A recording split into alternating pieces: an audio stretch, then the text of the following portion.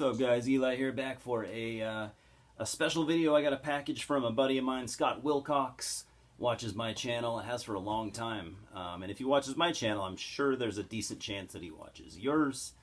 Scott's a great guy. Again, I've gone back to like my earlier videos. I'm pretty sure he's been watching since the first 6 months, maybe earlier. I don't know, but a long time. One of the longest that I know of. You may have watched the Grave Worm discography ranking video we did together a couple weeks back. That was a lot of fun. I'm going to try to get Scott back on the channel more often. He seems like he's in for it, so yeah, he might even start his own channel someday, and if he does, I'll certainly let you guys know so you can give him a sub. And dude, he sent me a pretty big box of stuff. He was going to send me a CD, and I'm like, sure, dude.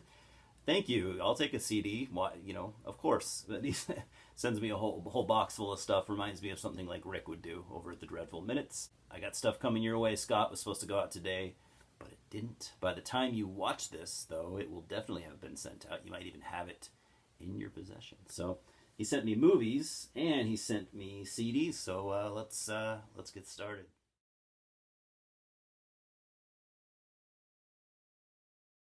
Pretty good stack of CDs, especially considering I was only expecting one. We're going to start off with this live 2003 Armageddon over Wacken double, or is it Wacken? I've been saying Wacken for the last 25 years, but double CD collection here by the mighty Crash Music. Remember Crash Music? Would be really cool to go to this super famous fest, to say the least. If you don't know much about it, it takes place in Germany. Is it every year? I think it's every year, but I'm not positive about that. But like hundreds of thousands of people show up for this fucking thing. It's insane. Yeah. Cool bands here. I mean, I definitely will give this a listen. I'll just kind of ramble them off here. In Flames, Sonata Arctica, Grave Worm, the Italian Grave Worm. Sinner, Do Scented, Rotting Christ, Metallium, Sentenced, Seventh One, Malevolent Creation, Dark Age, Primal Fear, Holy Moses, Die Apocalyptiction, Cataclysm V8, Wankers, Victory, Simforce, Twisted Tower, Dire, Kalenish, Circle, Circle to Circle, and Raise Hell. There's probably a good 5 or 6 of those that I have never heard of, so that'll be cool. Yeah. Definitely check this out, since I will probably never be able to go to the actual event. Now we've got from 2017 Spectral Fiend. This was self-released.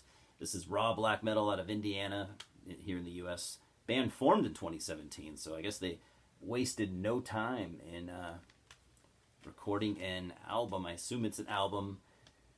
I think it's considered a full-length album. I don't remember. Yeah, haven't heard of the band. Frozen Depths of Despair is what it is called. Then we've got one of the few things that he sent me that I actually already own, Sabotage, Edge of Thorns from 1993. I love this album. I'm a huge Sabotage fan, and this is easily my favorite of the Zach Stevens era.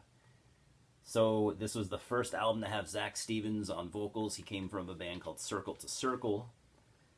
And this was the last album to have Chris Oliva, original member Chris Oliva, on guitar. So this was kind of a pivotal album. I dig it. Diehard Sabotage fans are typically on the fence with this one. I'd say kind of half like it, half don't. I don't know.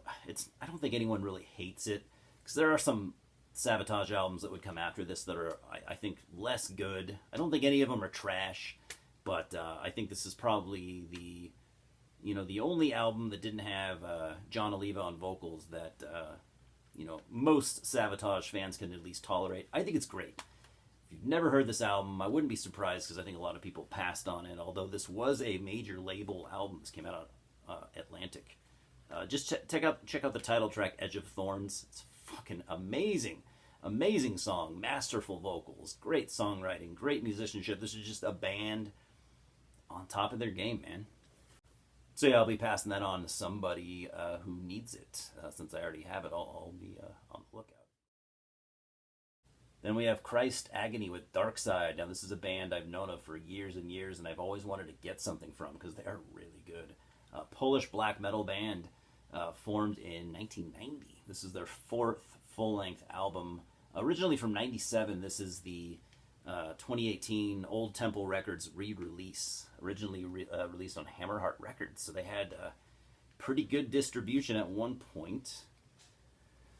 This was kind of a lazy package, the way they didn't have, I guess, any double CD cases, so they just used single CD cases and just put these on top of each other, which it works, but any CD collector knows that's not a good idea. But they're both in good condition still, and it's not about that for me, but it's just kind of a dumb move.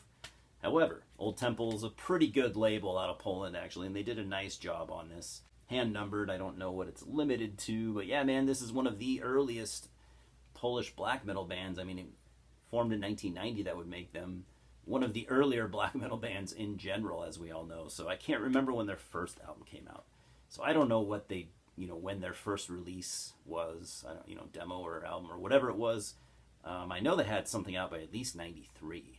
Look into Christ Agony if you're a black metal fan and you've never heard of them or heard them. Definitely check them out. Maybe just start at the beginning or something like that. I don't really have an album that's a great jumping on point. People always seem to want to know that. I've asked that question before too. It's almost kind of pointless, but check out Christ Agony. Great Polish black metal. And from 2017 we have Angelside with Black Metal Terrorism. Angelside, active from 2003 to 2017. This is their final album. Black death metal from New Jersey and New York area. Solo project by a guy called Maelstrom. He was in Abazagorth. And this came out on Elegy Records.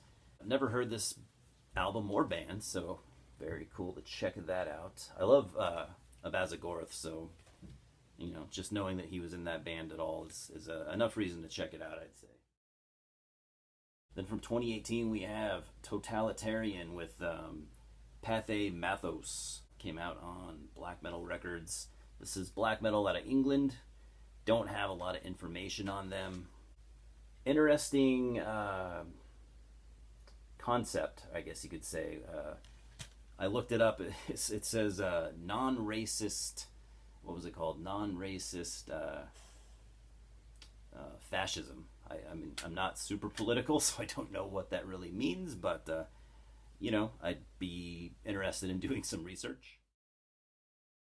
Now for the album that I think this was the only thing I was actually expecting from Scott. I think this is the one he said he was sending my way.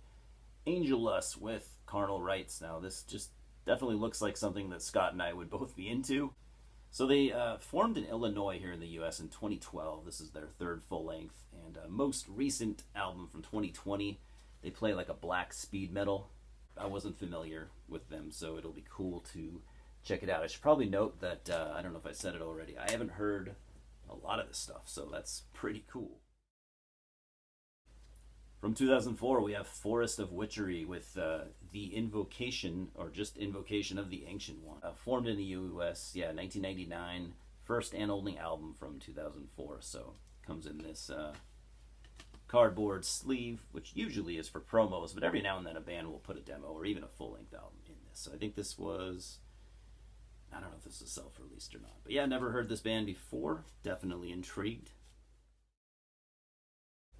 Then from 2010, he sent me this Phobia live album. Loud, proud, and grind as fuck.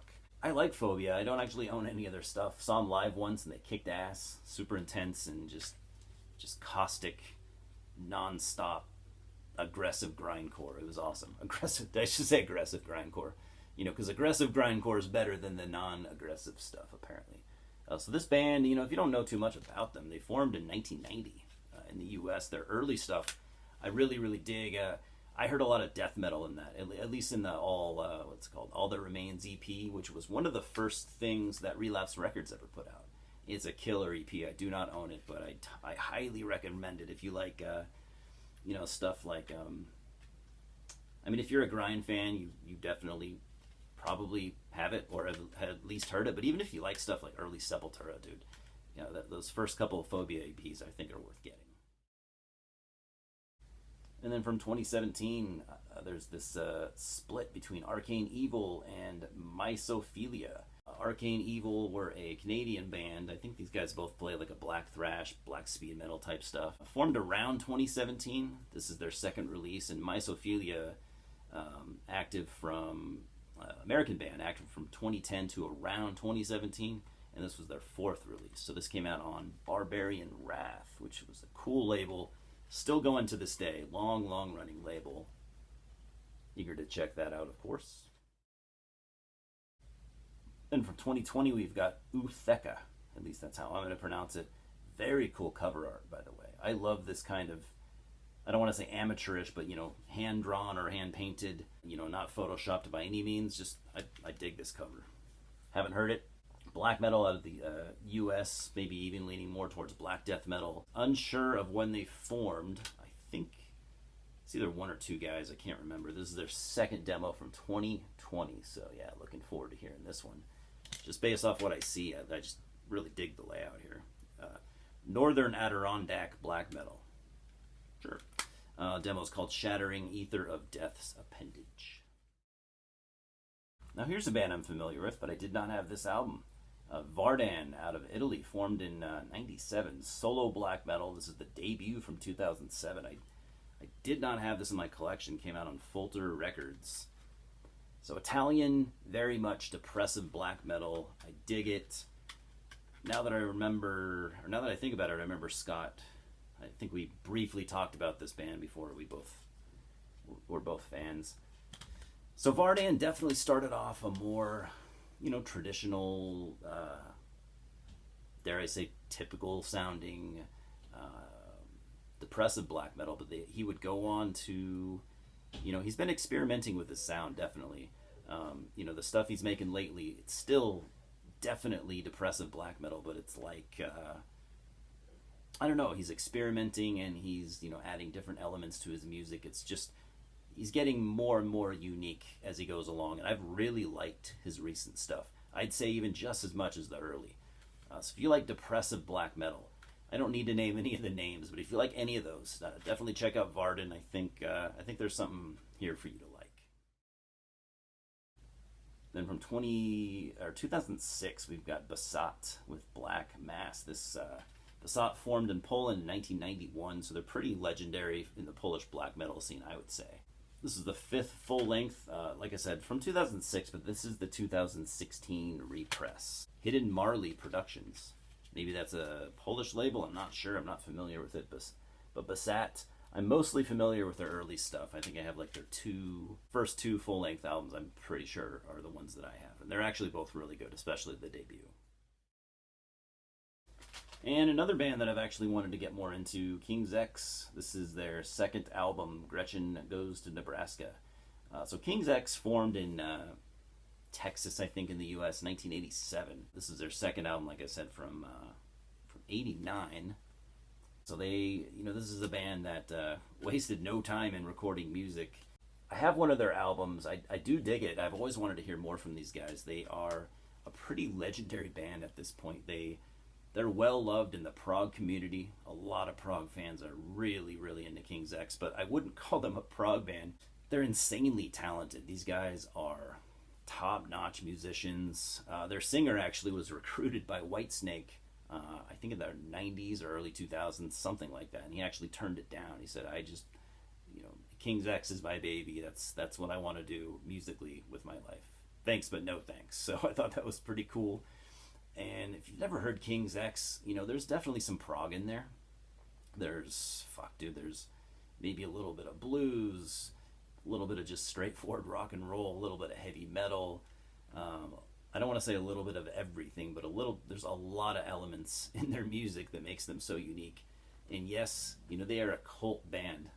People that love King's X really love King's X, but then there's just massive amounts of people that just can't really get into them because I think a lot of people, don't like the fact that they can't classify King's X. They can't put them in a box. I know as humans, I feel like we want to put things in boxes. We want to categorize things just naturally, and you cannot categorize King's X. I just call them rock, man. They're a rock band to me. They're a rock band with lots of different elements. Really cool band. The early stuff is I think the most progressive, especially like their debut. I don't think I've ever actually heard this second album, so I would imagine it's still fairly progressive. But what do I know? I haven't heard the fucking thing. So, what do you guys think about King's X? I'd be curious to see how many King's X fans are out there. I know there's a bunch, and I think that's awesome. And he also sent me a small stack of DVDs. We got so these first two I did actually already have, so I'm giving these to my son because he wanted them. We got the debut Hatchet movie from 2006. This has got a 5.6 IMDb rating. I've talked about this movie. There are now 4 movies in the series. I think it's really cool. It's as it says right on the cover. This is a tribute to 80s American slasher movies. If you like Nightmare on Elm Street, Friday the 13th, Halloween, many others, Texas Chainsaw Massacre, even, you would dig this. I like the entire series, but they are very hit and miss. I think for me this is by far the best one. I like the others okay. They're enjoyable. Very, very over the top violent deaths, all practical effects, which is cool. It's just fun. The monster, the villain, what's his name? Victor Crowley. He's actually played by Kane Hodder, who played Jason Voorhees in some of the movies. He's like the fan favorite Jason. Obviously, you might know this, but a number of people played Jason. Many of their fans, probably most of them, prefer Kane Hodder to all the other guys who played Jason. I would actually agree. I think Kane was the best. He brought this just hulking meanness. He was much more physically imposing. He was much more brutal. He was just like this tank. Jason was always kind of a tank, but he took it to another level. I think Derek Mears, who played Jason in that remake from 2008 or 2009 or whatever, I think he kind of took the Kane Hodder approach and maybe even stepped it up a notch as far as hulking brutality. I think he did a great job. But yeah, check out Hatchet if you haven't seen it. 2018, we got Puppet Master, The Littlest Reich. This is my favorite Puppet Master movie. It's only got a 5.4 IMDb score, but for me, it ranks a lot higher. I'm a fan of the Puppet Master franchise, and I think this is the best one. This is easily the darkest, easily the most brutal, the most bloody, the most violent, the most unsafe. This movie, as much as I love 80s horror, so many of those movies played it way too safe, and they had to. The ratings committee were, cracking down pretty hard back in those days. This movie could have never been made in the 80s, and that's what makes it so cool. It is, talk about a horror movie that does not hold back, does not play it safe. And it was written by S. Craig Zoller, who I'm a huge fan of. He directed Bone Tomahawk, Brawl in Cell Block 99, a couple others. He's fantastic. I actually, for some reason, thought he directed this. Turns out I'm wrong. He didn't direct it. He did write it, though. So whether you like the Puppet Master franchise or not, definitely check this one out. I think it's a Shudder exclusive, too. So, no, maybe not. Louis, stop. Yeah, I thought it was. Maybe I'm wrong. Either way, check it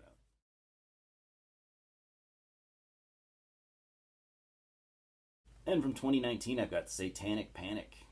I find that funny because I don't know if maybe it's just certain versions, maybe the US distributed versions. It just says Panic. There is no, correct me if I'm wrong, I don't see Satanic on there anywhere. But it is called Satanic Panic. I don't know why they couldn't. I don't know. I've never seen it. It does look very cool. It's got a 5.6 IMDb score. Anyone seen it? Look, yeah, it looks really awesome. Looks very much up my alley. Jerry O'Connell's in this. That's cool. Yeah, Satanic Panic. Looks like a fun movie. And the last thing we got is My Soul to Take from 2010, directed by Wes Craven. This has a 4.7 IMDb score, if anyone cares about things like that. I've never seen this. I am a Wes Craven fan, but I'll be the first to admit he's not always a great director. He's got, for every time he hits, he's got one or two misses as well. But, regardless, I have mass respect for the guy. R.I.P. Wes Craven. I know Scott said he didn't like this movie at all. That's why he sent it to me. So I will definitely give it a watch, and, I'll hope for the best. Anyways, guys, that's it. I appreciate you as always. What do you think about any of these albums or movies? Like I said, King's X. What do you think about King's X? And if you've heard any of those, actually, let me know, because I have not heard, as I said earlier, I don't think I've heard 95% of those. So, and Scott, thanks a lot. I hope you enjoy your package. Let's talk, guys. As always, thank you for stopping by. Louis says hello, and cheers. We'll talk soon.